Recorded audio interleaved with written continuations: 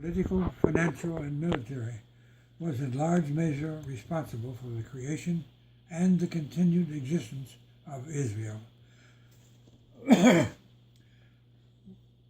Without it, there would be no partition and likely no Israel. At the time of the UN partition of Palestine, the U.S. used its influence to grant or withhold aid to smaller countries to get them to vote for partition. America's financial aid helped Israel to bring more and more Jews from all parts of the world to settle in the occupied territories. Now I got a question here. I have inserted here The Untempered Wind, page 72. It's a quote from a Quaker. Okay. So I just skip over those in the... Whatever you like. Okay, it'll be in the printed section. For 69 years, and with unconditional backing from the United States, the Israelis have seized Palestinian land and dispossessed and oppressed its people.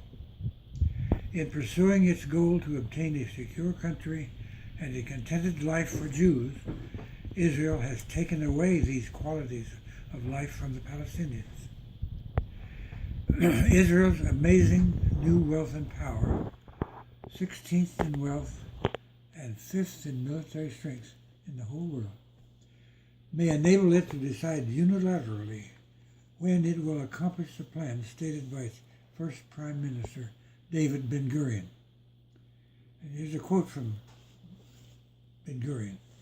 After we become a strong force as a result of the creation of a state, we shall abolish partition and expand to the whole of Palestine. Now, this was said even before the partition.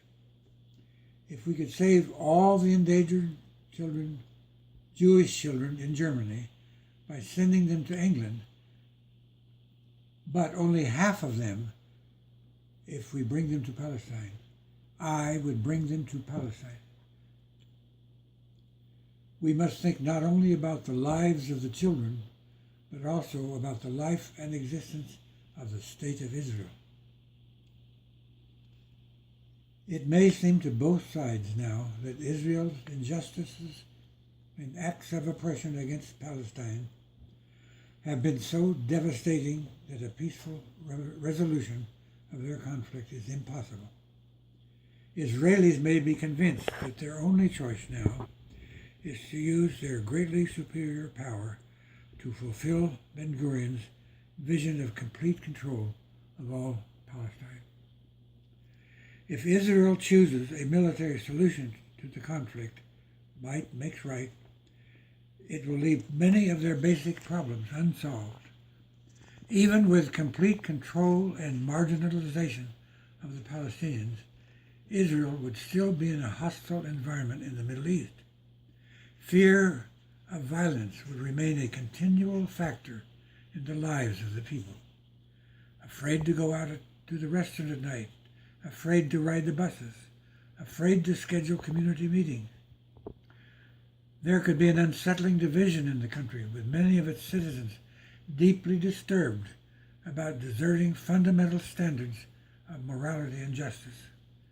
Much of the world would continue to regard Israel and its confederate, the United States, with a mixture of hatred and contempt. A financial report from the Jewish Virtual Library, quote, U.S. foreign aid to Israel, total aid 1947 to the present, came recently. It brought the new, to me, and surprising information that Israel stopped receiving economic aid in 2007 and instead receives a yearly grant of at least $3 billion under the category military. Apparently, the U.S. Department of Defense plans to use Israel as a spy base in the Middle East and has maneuvered an adjustment in the foreign aid to Israel to provide funding. If the new military grant of $3 billion is paid in monthly installments, Israel would receive $250 million monthly, each month. To change the change in the financial report, that is, from the economic to the military, enables Israel to claim it earns the yearly grant. Thus, Israelis have the right to determine how the grant is used. They could determine that Israel would seek a peace with honor by using grant money for amens in accomplishing an Israel-Palestine Semitic peace ceremony. Where injustices are grievous, as Israel's injustice to Palestinians, no amount of reparations can compensate for horrendous injustice. However, in a Semitic peace ceremony, there would be documentation and acknowledgement of injustices, plus blood money offered as amens, a movement toward justice, not compensation or reparation. There would be established without delay a violence-free period of 5 to 10 years. Palestinians would not disturb the violence-free situation for fear of losing the monthly amens stipend. Without the stresses of violence, the antagonists could see each other in a different light. With a new spirit of respect and trust, they could make a cooperative and determined effort to create an overall governmental plan for the Israel-Palestine area. It should be the best possible plan, so nearly meeting the needs of various government and religious factions of the area that it would be welcomed and accepted. This could end the 7 decades long bloody stalemate and usher in an era of peace, stability, and prosperity for Israel-Palestine. This is mostly what I would like to read. Thank you.